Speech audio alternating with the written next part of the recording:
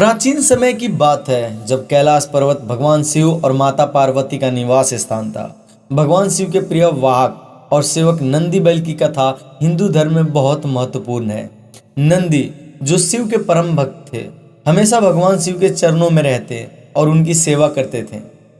नंदी जी के कथा अनुसार शिलाद नाम के एक ऋषि थे जो एक महान तपस्वी थे। उनके कोई संतान नहीं थी और इस कारण वे चिंतित रहते थे। उन्होंने कठोर तपस्या की और भगवान शिव की आराधना की। शिव जी ने उनके तप से प्रसन्न होकर वरदान दिया कि उनके घर एक दिव्य पुत्र का जन्म होगा जो अमर होगा और भगवान शिव का महान भक्त बनेगा। इस वरदान से शिलाद ऋषि बहुत प्रसन्न हुए।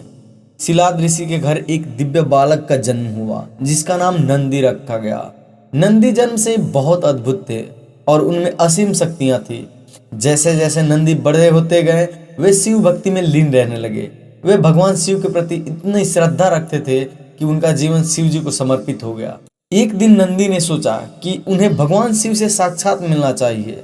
उन्होंने कठोर तपस्या शुरू की और केवल शिव के ध्यान में ही लीन हो गए।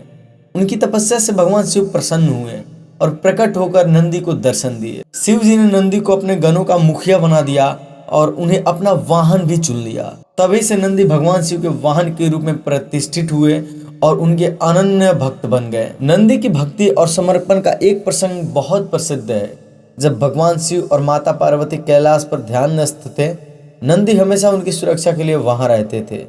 नंदी का भगवान शिव के प्रति समर्पण इतना प्रकट था कि वे शिव जी के हर आदेश का पालन करते थे। नंदी जी का शिव से इतना गहरा संबंध था कि वो शिव जी के आंखों से ही उनकी भाषा समझ लेते थे।